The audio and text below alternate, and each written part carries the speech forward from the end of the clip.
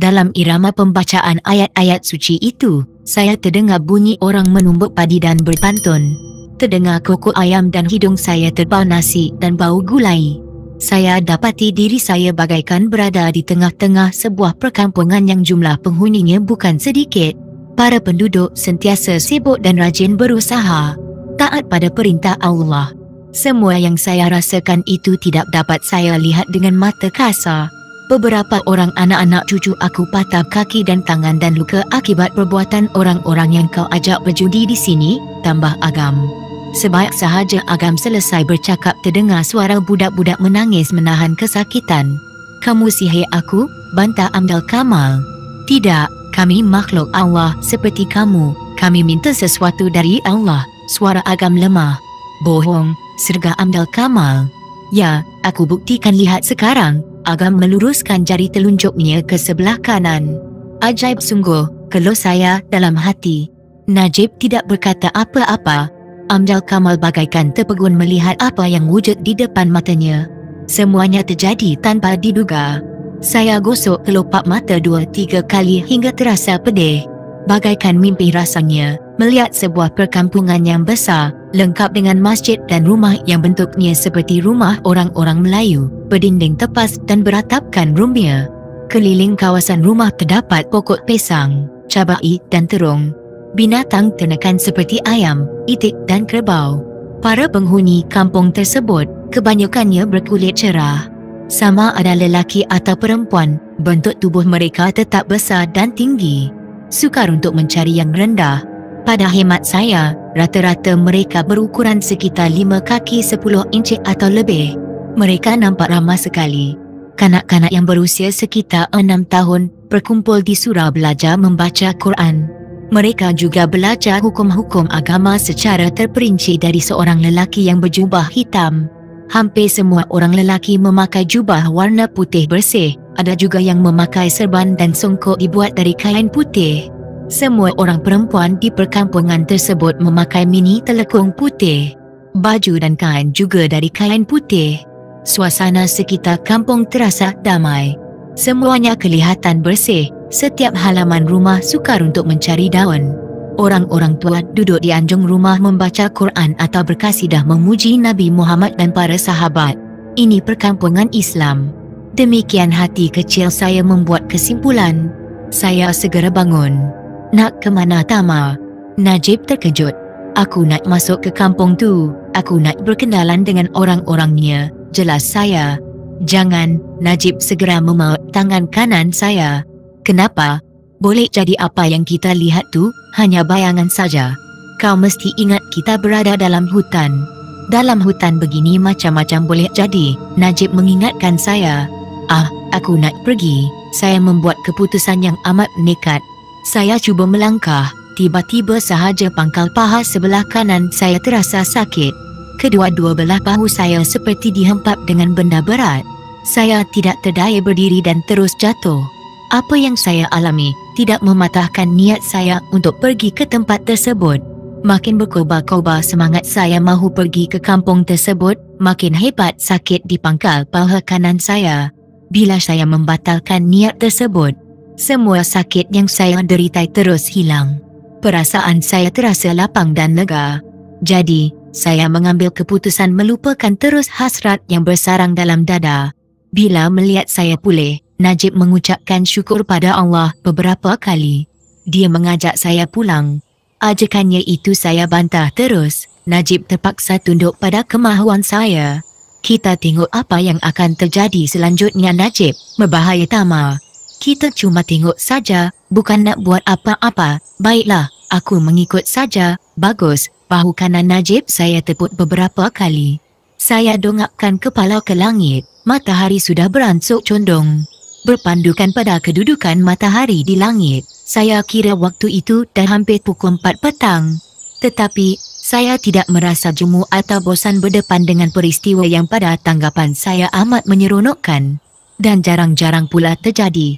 Apa yang kamu ingini, sudah aku buktikan. Aku tidak berbohong dengan kamu. Aku bercakap sesuatu yang benar. Terdengar suara Agam cukup lantang. Saya dan Najib tumpukan perhatian pada dirinya dan Amdal Kamal. Kamu tak puas hati lagi? Tanya Agam. Suara Amdal Kamal mendengus macam orang marah. Perkampungan di tengah hutan itu terus hilang. Kawasan tersebut segera ditumbuhi pokok-pokok kecil seperti pokok paku, pokok sendudut dan rumput rampai yang menjala menutup bumi. Kawasan yang ditumbuhi pokok kecil itu cukup luas. Di kiri kanan kawasan tersebut dipagari dengan pokok-pokok besar yang digaiti dengan akar, tempat monyet bergantung atau melompat. Amdal Kamal menolak kenyataan yang wujud di depan matanya. Dendamnya belum berakhir.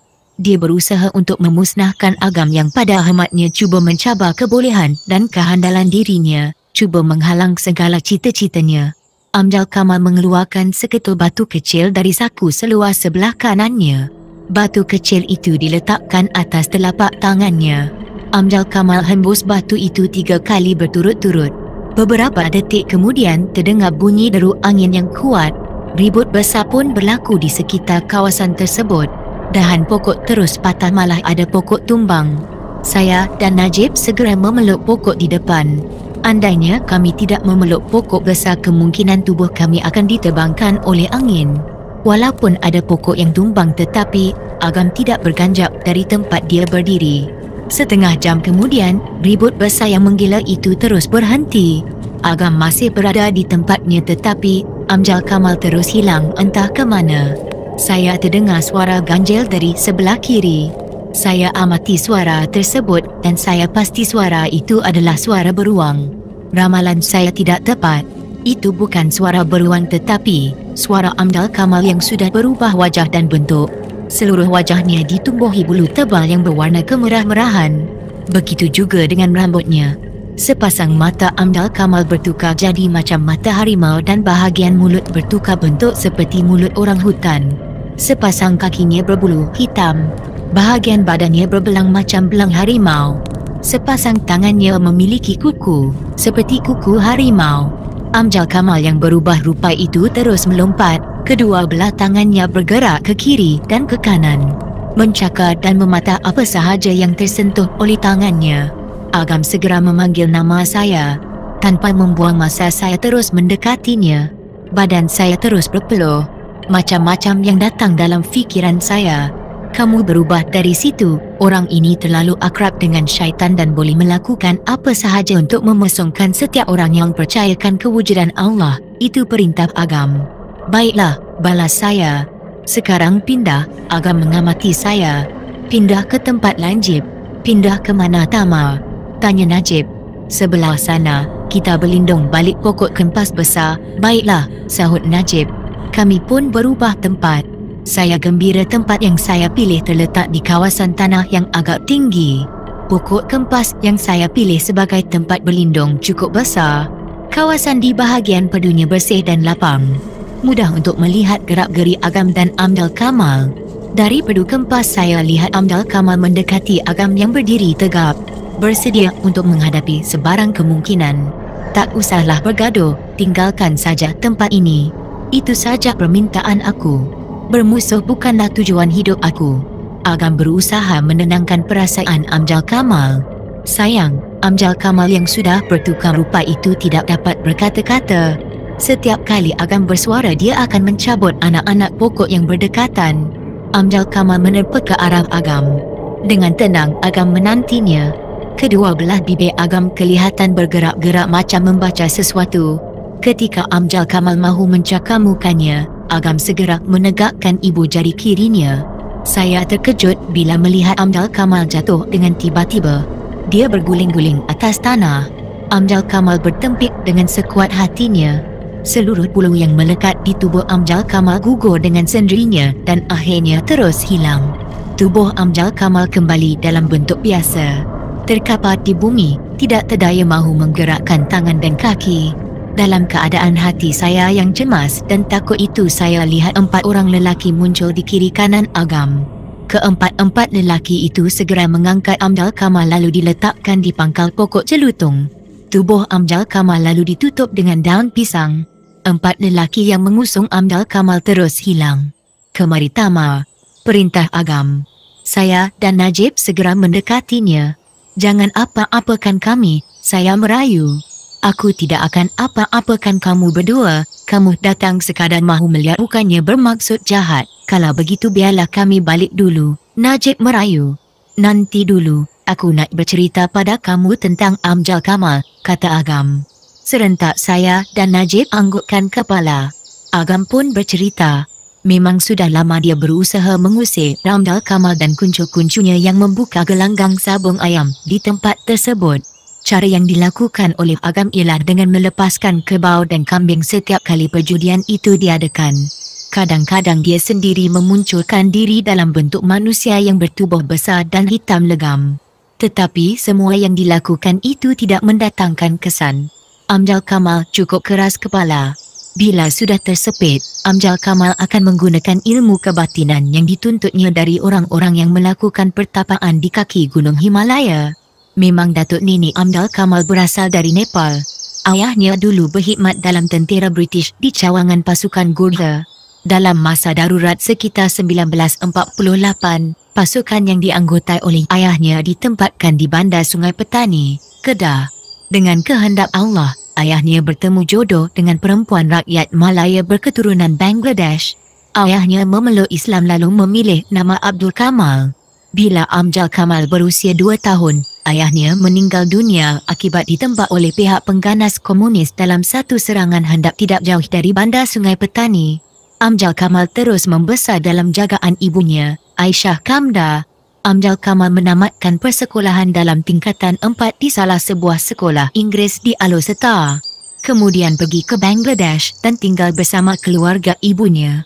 Setelah bekerja dengan sebuah syarikat perusahaan membuat jerami di Bangladesh selama 5 tahun, Amjad Kamal berhenti kerja. Dia merantau ke Nepal untuk mencari kaum keluarga ayahnya. Di samping itu dia berhasrat untuk menjadi pemandu pada pendaki yang ingin menawan ke puncak Everest.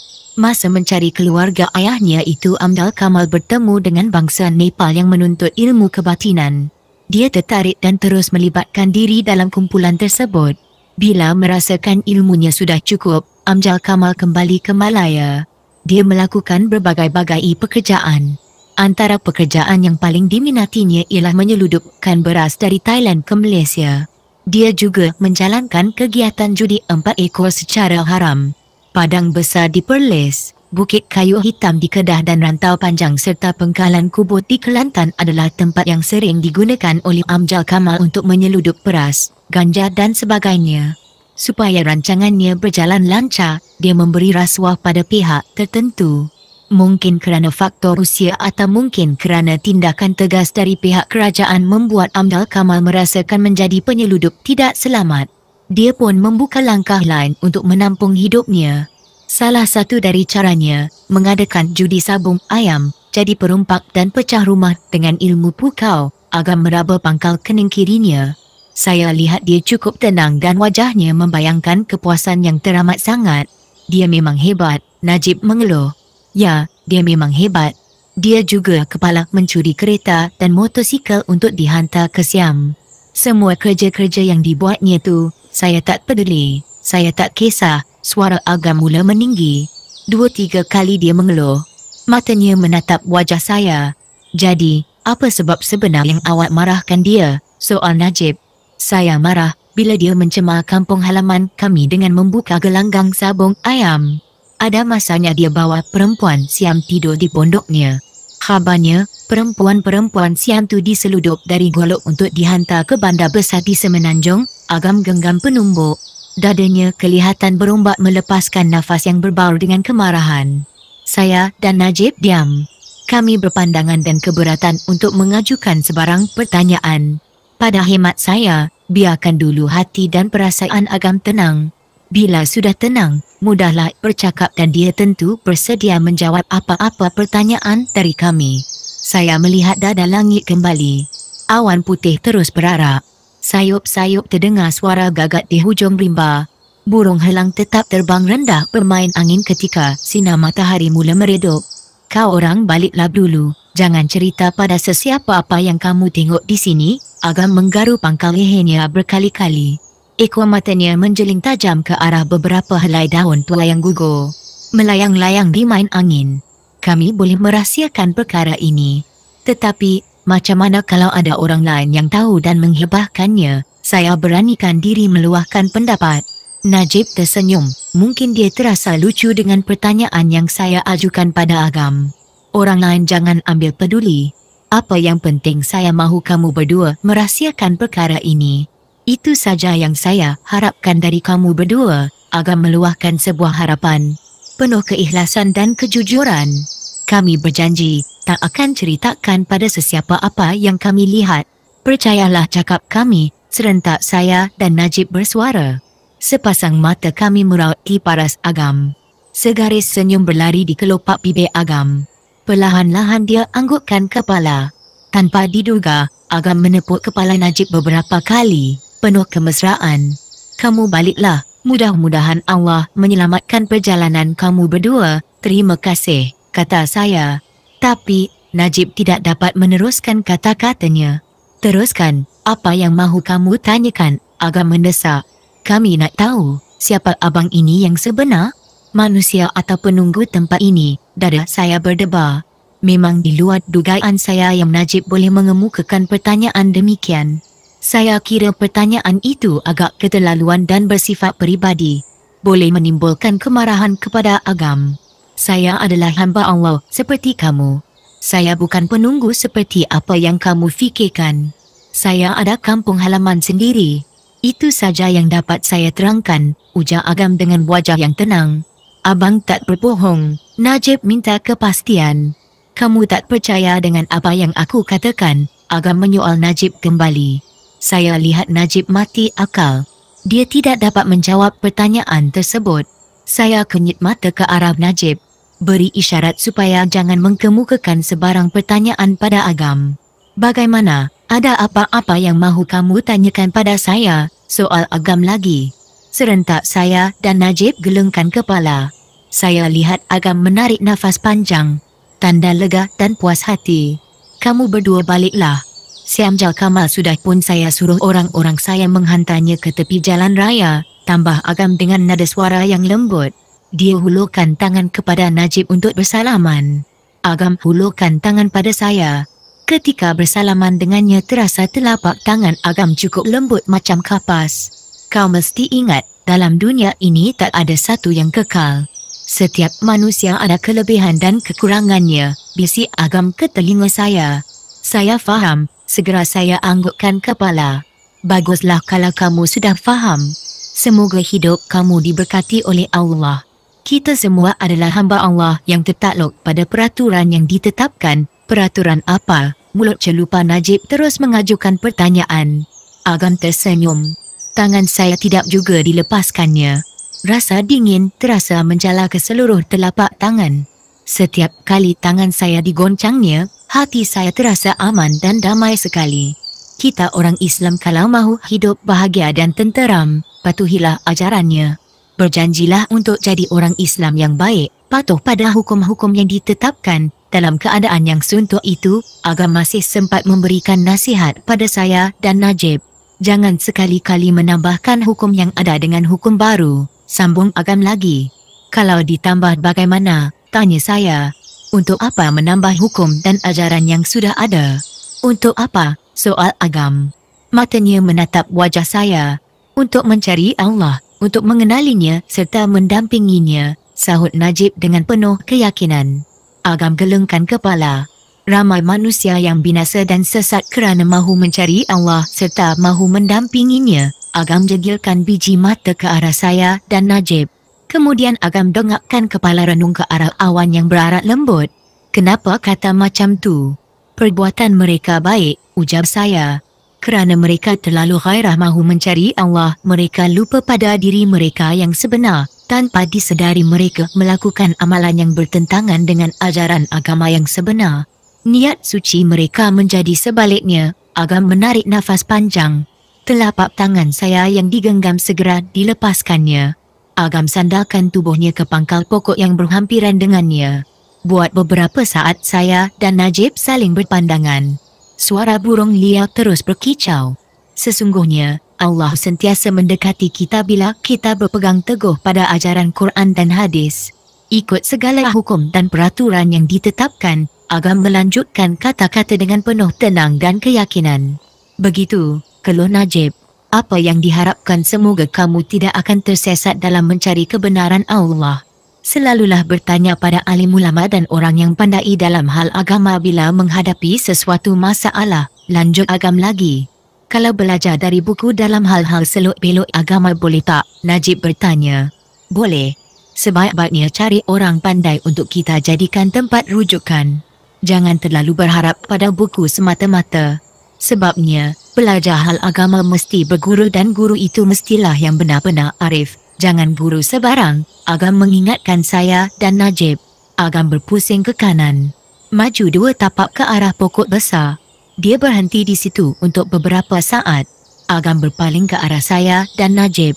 Baliklah. Semoga Allah melindungi kamu berdua dalam perjalanan. Soal Amjal Kamal sudah saya suruh orang-orang saya menguruskannya, kata Agam lagi sambil mengangkat tangan kanannya separas telinga kiri. Dia tetap mempamerkan senyum pada kami. Terima kasih atas nasihat, jerit saya. Sama-sama, sahut Agam. Dia ketawa kecil mempamerkan gigi putihnya yang rapi. Agam berpusing ke kiri lalu membongkokkan badannya macam mencari sesuatu di celah pepohon renai. Saya dan Najib terdengar bunyi suara orang batuk dari arah belakang. Kami segera menoleh ke arah tersebut. Tidak ada tubuh manusia yang wujud di situ. Saya dan Najib merenung ke arah Agam kembali. Aneh, Agam hilang dari pandangan kami. Dia hilang entah ke mana. Sukar untuk dikesan. Najib cuba melaung-laung namanya. Tidak ada jawapan yang diperolehi. Kicau burung kian rancak. Sayup-sayup terdengar suara orang membaca Quran dalam hutan yang tebal dengan pepohon besar. Saya dan Najib jadi cemas. Bulu tengkuk terasa kembang.